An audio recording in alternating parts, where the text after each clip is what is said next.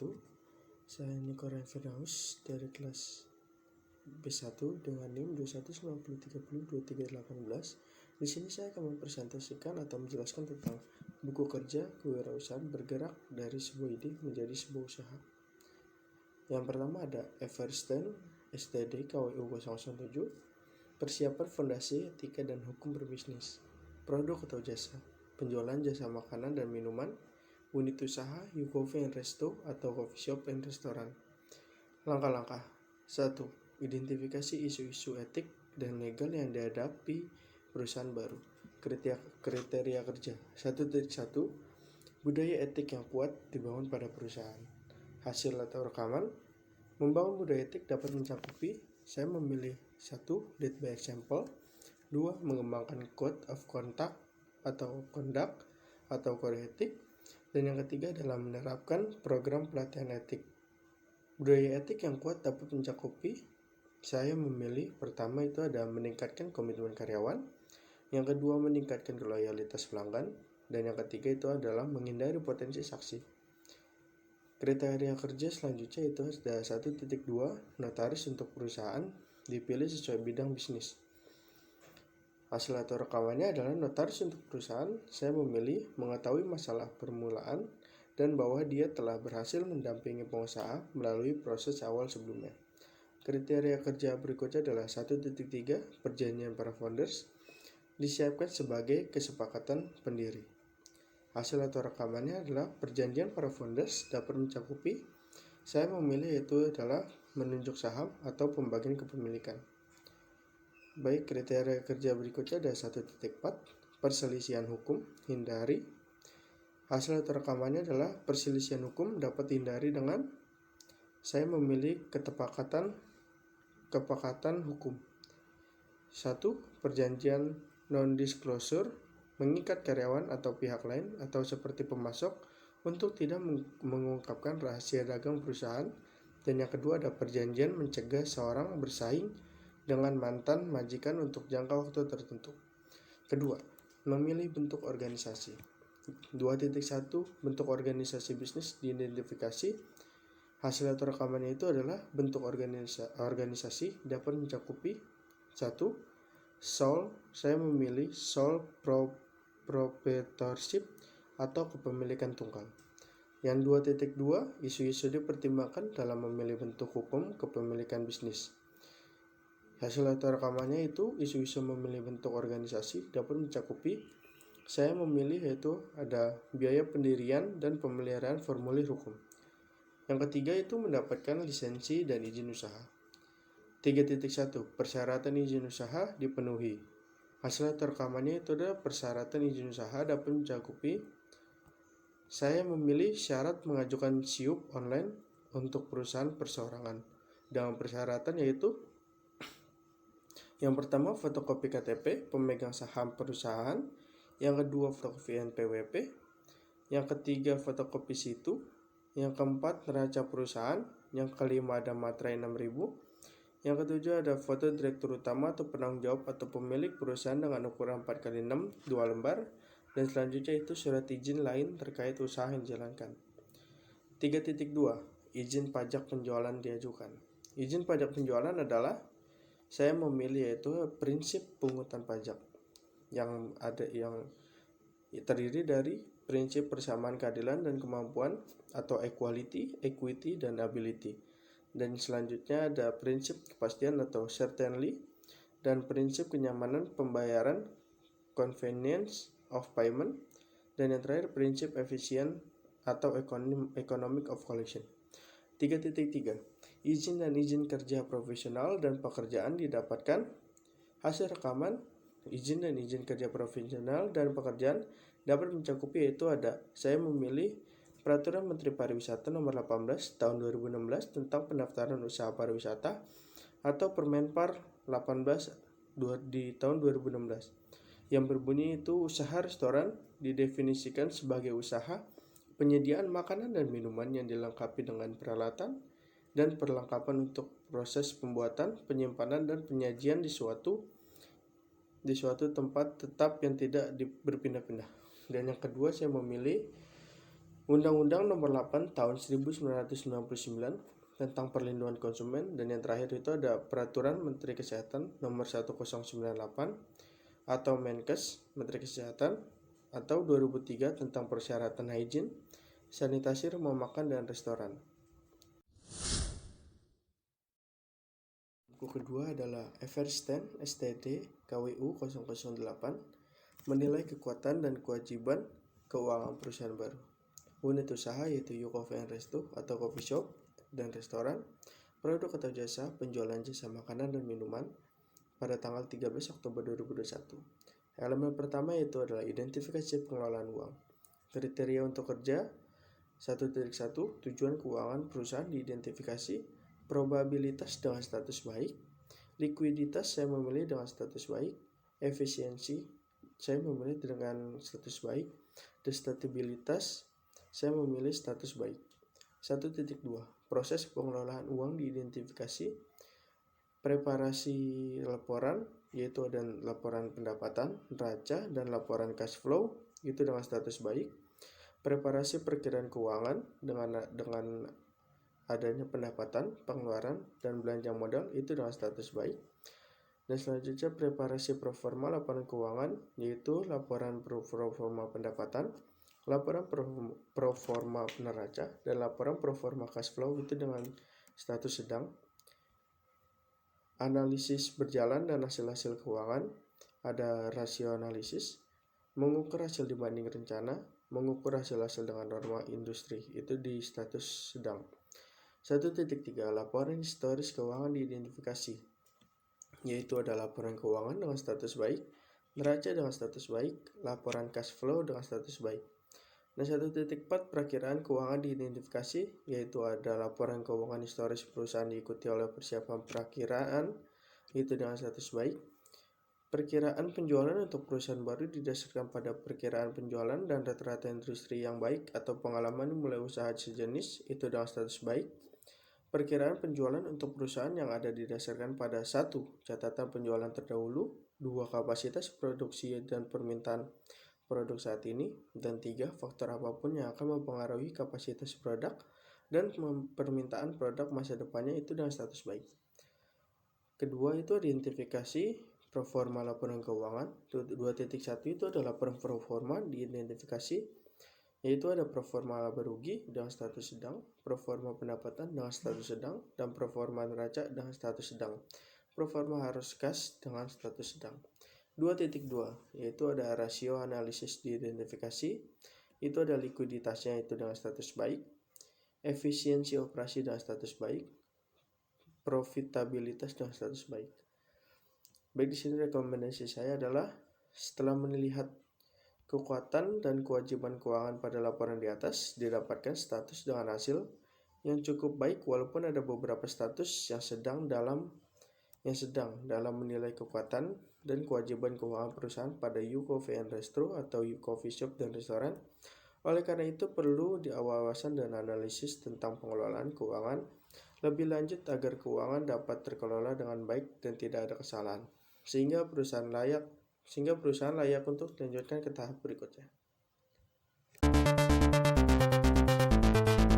Selanjutnya itu ada buku ketiga yaitu EVER, strip STEN, strip STD, strip KWU, strip 009, yaitu mengembangkan dan mengelola tim usaha baru.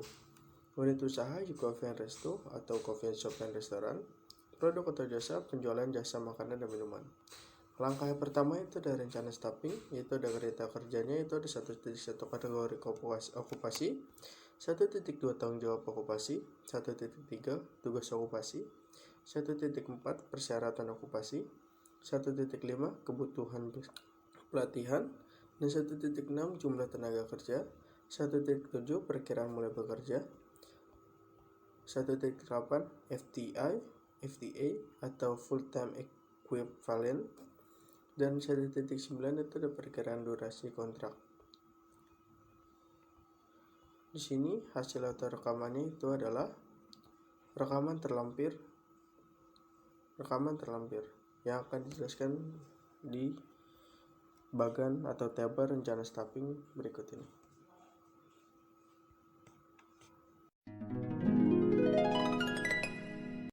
berikut adalah rencana staffing, yaitu organisasi atau proyek Pub and Resto atau coffee shop and restoran. Alamat lokasi itu ada di Jalan Durian nomor 47 RT 4 RW 4 Jagakarsa, Kecamatan Jagakarsa, Kota Jakarta Selatan. Baik, kategori okupasi yang pertama adalah owner pemilik. Tanggung jawabnya itu adalah bertanggung jawab dalam merencanakan masa depan kafe serta mengarahkan dan menetapkan target. Tugasnya itu adalah mampu mengkomunikasikan dengan jelas setiap aspirasi, harapan, dan tujuan, mengecek dan membantu setiap laporan yang masuk secara rutin, memantau perkembangan pasar, memastikan seluruh karyawan mendapat haknya, mengelola dan memantau keuangan.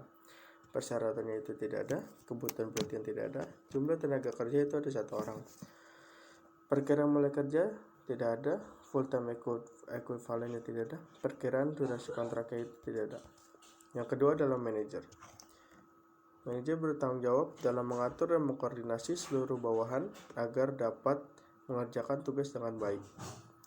Tugasnya itu adalah memastikan resto berjalan dengan baik dan mencapai target bulanan, membuat laporan harian, bulanan, dan tahunan, dan memberikan motivasi kepada karyawan.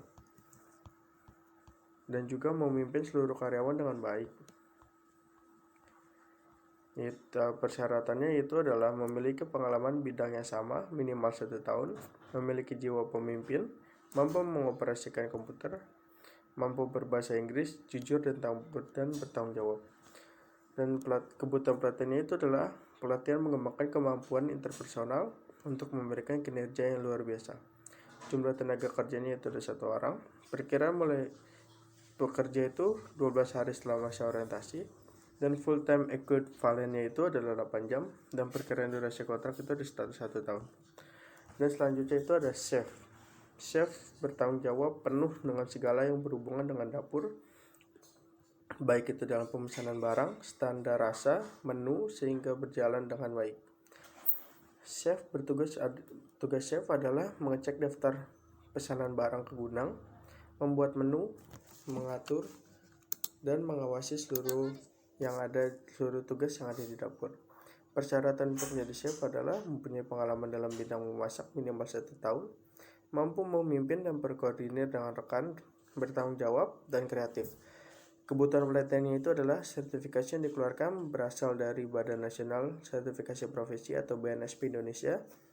Kebutuhan pelatihan 2 orang. Perkiraan mulai bekerja itu ada 12 hari setelah masa orientasi. Full time equivalennya itu 8 jam dan perkiraan durasi kontrak itu 1 tahun. Terus selanjutnya itu ada cook helper, bertanggung jawab untuk membantu tugas-tugas chef sehingga dapat berjalan dengan baik. Tugas dari cook helper itu membantu tugas-tugas chef, membersihkan peralatan dan area dapur. Persyaratannya itu adalah tanggap dalam membantu chef, mempunyai pengalaman dalam bidang masak minimal 6 bulan, mampu bekerja dalam tekanan, dan disiplin, jujur, dan rajin. Kebutuhan pelatihan itu adalah sertifikat yang dilakukan berasal dari BNSP Indonesia. Jumlah tenaga kerja itu ada 6 orang. Perkiraan mulai bekerja itu 12 hari setelah masa orientasi dan full time equivalennya 8 jam dan perkiraan durasi kontrak itu di 1 tahun. Dan selanjutnya itu ada barista, bertanggung jawab dalam pembuatan minuman tamu dengan baik. Bertugas barista adalah membuat minuman sesuai dengan pesanan tamu. Persyaratannya untuk kerja sebagai barista itu dapat membuat minuman sesuai dengan aturan SOP. Kreatif, gesit, mampu bekerja dalam tekanan, disiplin, jujur, dan rajin, mempunyai pengalaman dalam bidang barista minimal 1 tahun. Yang kebutuhan pelatihnya itu ada sertifikat yang dikeluarkan berasal dari Badan Nasional Sertifikasi Profesi atau BNSP Indonesia. Jumlah tenaga kerja itu ada 3 orang. Dan perkiraan mulai bekerja itu 12 hari setelah masa orientasi dan full time equivalennya itu 8 jam. Perkiraan durasi kontrak itu 1 tahun. Selanjutnya ada waiters. Bertanggung jawab dalam pelayanan makanan dan minuman kepada tamu yang datang dengan baik. Tugasnya itu mengantar pesanan tamu, membersihkan meja tamu, melayani tamu dengan baik. Persyaratannya itu adalah sopan, jujur, dan bertanggung jawab. Gesit, dapat bekerja di bawah tekanan, mempunyai pengalaman dalam bidang pelayanan service minimal 6 bulan. Kebutuhan pelatihannya, sertifikat yang dikeluarkan berasal dari Badan Nasional Sertifikasi Profesi atau BNSP. Kebutuhan pelatihan itu ada 6 orang. Perkiraan mulai bekerja itu ada 12 hari setelah masa orientasi, dan full time equivalennya itu ada 8 jam. Perkiraan durasi kontrak 1 tahun. Kasir, selanjutnya itu ada kasir. Bertanggung jawab untuk menerima pembayaran dan pesanan dari tamu dengan benar. Tugasnya adalah memberikan struk dan kembalian tamu dengan benar, membuat laporan keuangan. Persyaratannya itu memiliki tingkat ketelitian yang tinggi, sopan, jujur dan bertanggung jawab, dapat bekerja di bawah tekanan, dan mempunyai pengalaman dalam bidang yang sama minimal 1 tahun. Dan kebutuhan pelatihannya itu adalah training saving cashier excellence. Kebutuhan jumlah tenaga kerja itu ada 2 orang. Perkiraan mulai bekerja itu ada 12 hari setelah masa orientasi, dan full time equivalennya itu 8 jam. Perkiraan durasi kontraknya itu 1 tahun.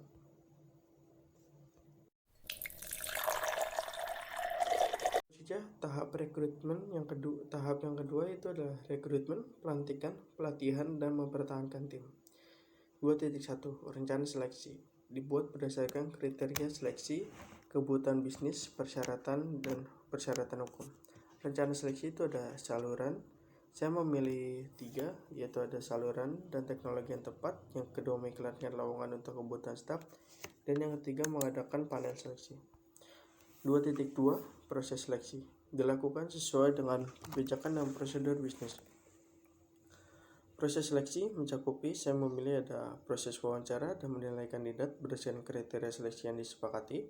Yang kedua ada diskusi penilaian dengan anggota panel.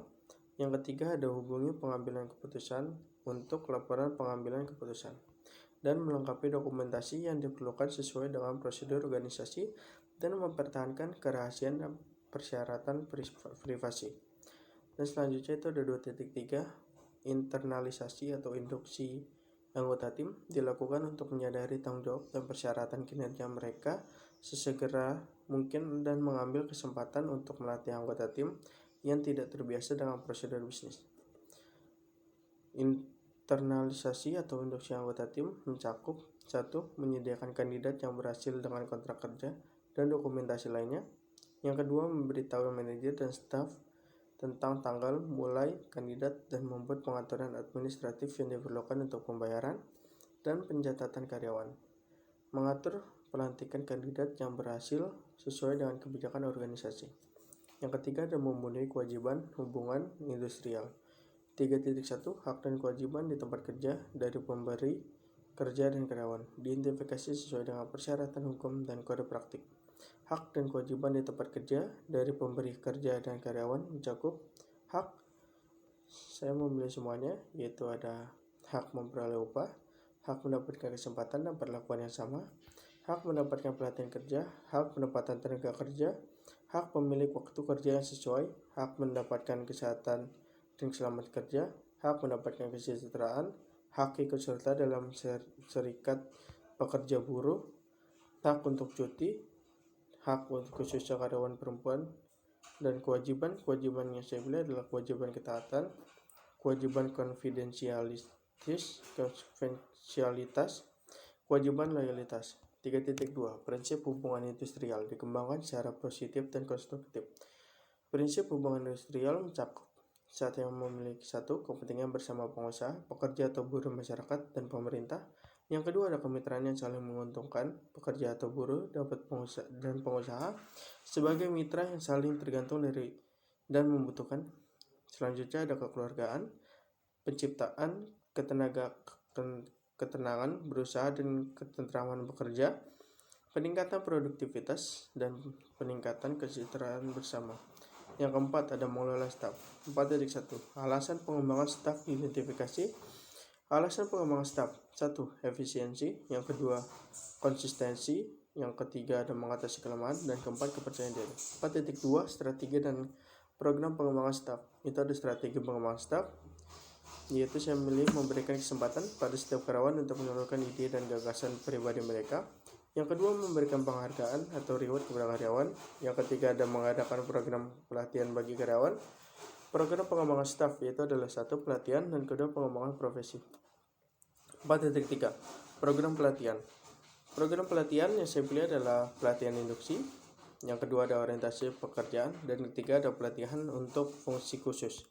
4.4 Evaluasi dilakukan terhadap strategi dan program pengembangan staf evaluasi. Evaluasi yang saya pilih adalah 1. Identifikasi dan melibatkan pemangku kepentingan utama dan jelaskan kegiatan dan tujuan pengembangan staf. Yang kedua, saya memilih tentukan tujuan dan pertanyaan evaluasi Anda sambil mengidentifikasi indikator yang akan Anda ukur. Yang ketiga adalah analisis dan tafsirkan hasil untuk dibagikan dan gunakan temuan Anda secara efektif. Tahap yang kelima dan meninjau kinerja tim. 5.1 Hasil kerja diidentifikasi kesesuaian dengan kinerja bisnis. Hasil kerja yang pertama, saya memilih ada pencapaian tujuan dan sasaran yang telah ditentukan sebelumnya. Yang kedua ada efisiensi penggunaan sumber daya dalam menghasilkan barang dan jasa. Yang ketiga adalah kualitas barang dan jasa. 5.2 ada kompetensi diidentifikasi untuk meningkatkan kerja tim. Kompetensi yang saya pilih adalah keterampilan dan sikap. 5.3 tingkat pergantian staf diidentifikasi. Tingkat pergantian staf itu lebih rendah 15%.